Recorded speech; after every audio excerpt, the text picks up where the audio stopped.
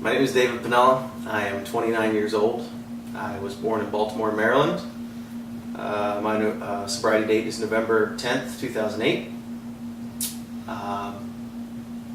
I started drinking around the age of 16, 17, and I was in high school.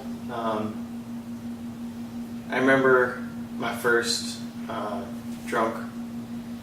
It was Valentine's Day. We, as couples, went to a girl's house where her older siblings bought us booze, and I drank for the first time there, and it was a good feeling. I always hung out with couple different groups of friends, but I always felt a little bit apart. And that night I was a part of. I felt right where I needed to be, and got blackout drunk that night. And I got blackout drunk the first time I drank, and I got blackout drunk the last time I drank. Progressed. Started smoking marijuana here and there. I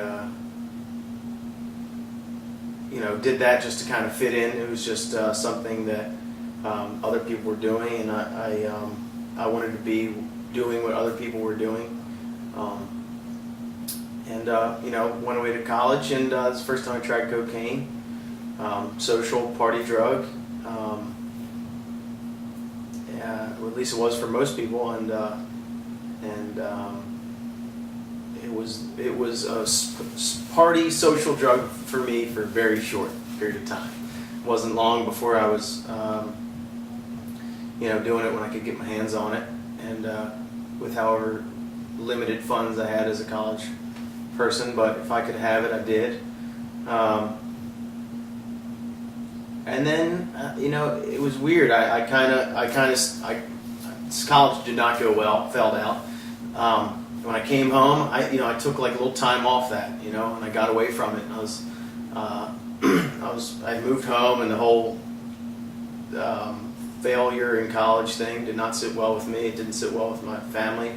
I started to feel a little bit less than. I started to go out a lot more.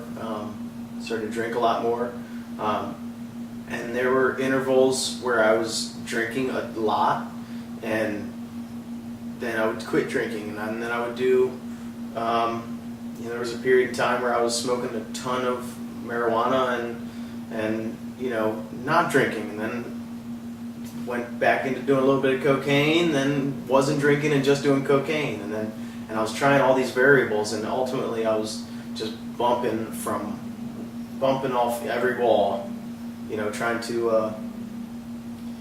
to figure it all out, I guess. And there were certain times where I felt like I had it kind of in control, and there were certain times where I was like, I knew it was way out of control. And I remember starting to swear off drinking, and days, sometimes hours later, I would be drinking again. And there was a few times where I could drink a beer or drink something and put it down and go home, but inevitably there was always that bender, and nothing ever really seemed to like go right. I remember I'd have one job, and then a friend would see me in another job, and they would ask, "I thought you were working over here."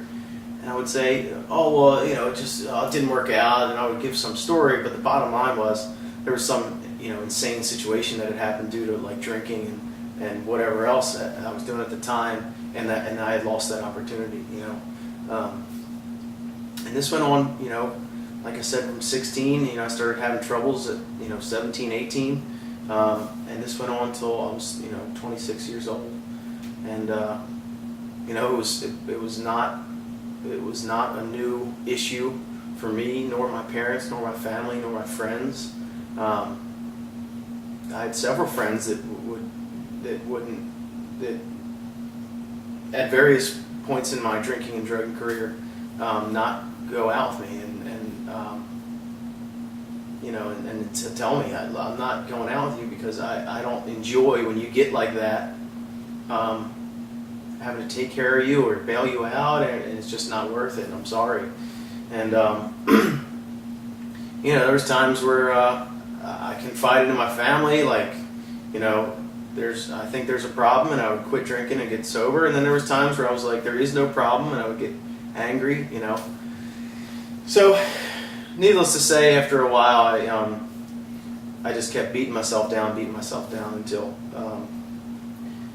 I decided to get sober, and I put a lot into sobriety, and I was working, and somewhere along the lines, I got the great idea that I could drink again. I put together 5 or 6 months of sobriety and decided I was going to go back out, and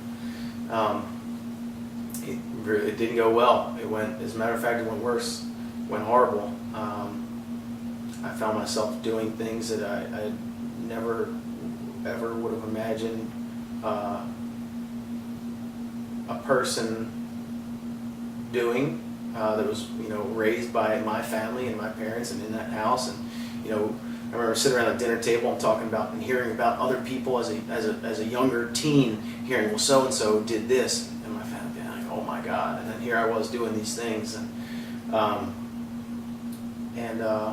one weekend I swore off drinking again after I relapsed. And 1 week later I woke up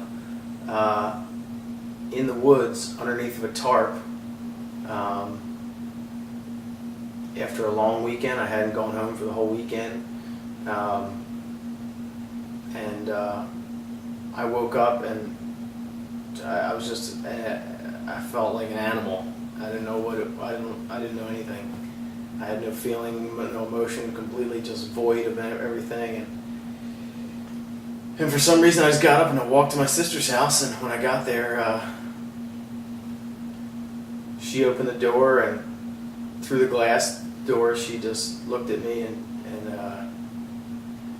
she just dropped her head. And she just dropped her head and she started crying. And I dropped mine and I started to cry. And that was November 9th, 2008. That day I got honest with my family. I asked for some help. Went away to treatment, and I was in treatment for 3 days, and I was offered a halfway house, a sober living environment, and it was all such a whirlwind. I didn't know what was going on. What am I doing in treatment? What am I doing here? I just got here, and now they're recommending me to go from Maryland to Florida. I've never even been to Florida, and I was just felt so like overwhelmed. But when it got quiet at the end of the night, I knew that I had to do what it took, and there was something inside me that this time was willing to do it. And with talking with my family and my therapist, I decided to look more into it, and they suggested Healing Properties in Delray Beach, Florida. And it was a big decision, and in hindsight, it was even bigger than I knew then, because it was the turning point. It was the catalyst into something that has been the best decision of my life. Not one of the best decisions. It's the best decision, which is ultimately a road of sobriety and the choice of a life. Really, I didn't really have any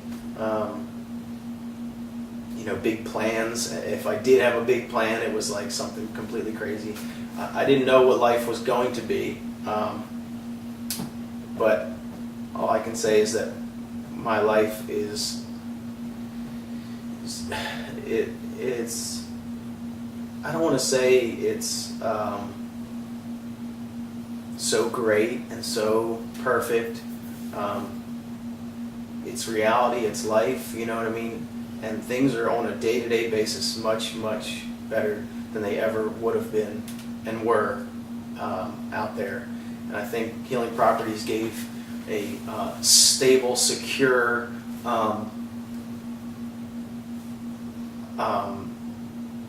quiet, structured place that I could just get my feet under me and just start to reflect and take time to start to figure out what am I going to do, and how am I going to start rebuilding here. It gave me a foundation that I could build on, and it was just what I needed. I was here for 7 months at the halfway house of Healing Properties, and then from there I moved into their 3/4 house, or what's also called their senior house, and I was there for another 6 months. So I was here for 13 months. There were some people that that came and went, and I did what it took for me. And needless to say, it's that was 2.5 years ago, and I'm a sober person today. I have integrity, I have morals, I have values, I have beliefs, I have a life beyond my wildest dreams, and I don't say that because other people have said that. I say that because that's my story, that's my experience. I don't live another life, I live my life today. I have good relationships. I'm recommended from when I go to get another job, as I'm getting a promotion, I'm recommended. I work hard. I have fun. I laugh, and I can't say enough about Healing Properties. Well managed, well maintained, beautiful, perfect town. This is where it all happens. This is where it happens for a lot of sober people. There's a lot of good things that come out of Healing Properties. A lot of good things come out of sobriety. And for anybody who is on the fence or thinking about coming, I would suggest that you follow through and continue. Move up, move on, move forward, and you've come this far, and it's time to continue. What did step work look like for you? Step work was, there's times where I was feeling the passion of sobriety, and I was really hitting it hard, and I felt great. I really did. And there's times where it was tough. You had to do some self-searching and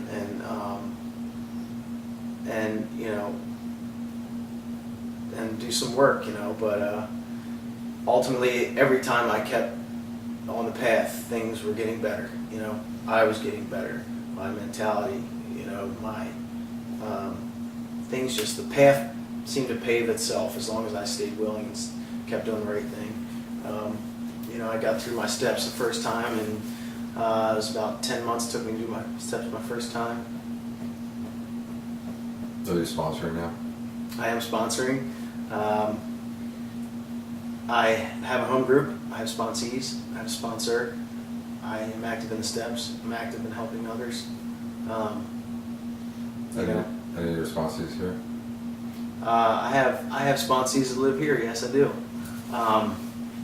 That's one thing that I've chose to do since leaving here is come back here and help guys that are coming in and coming through, and because I can relate to I can relate more than they know, more than they will ever know.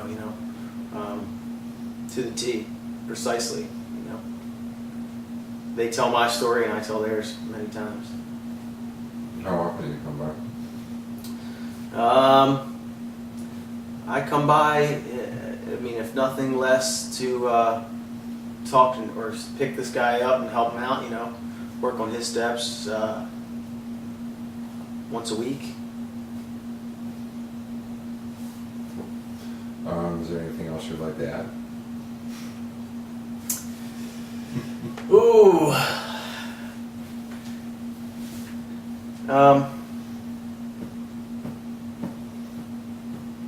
There doesn't have to be.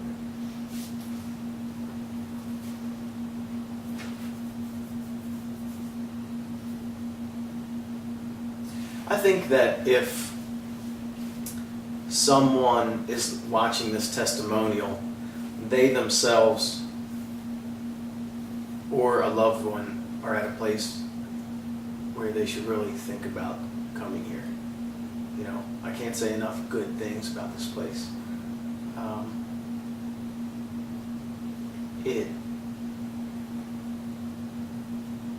If you have someone that is thinking about coming to a sober living facility, this is the place. I mean, this is where it all happened for me. I mean, there's really, like I said, nothing that I can say that would ever make you understand or anyone understand. But you know, this is where my chance began, and this is, you know, where it still continues. Really. Awesome. Thank you, Dave Pinnell. And that's my cell phone ringing. People are calling me. People call now because they want to talk sometimes. Thank you, sir.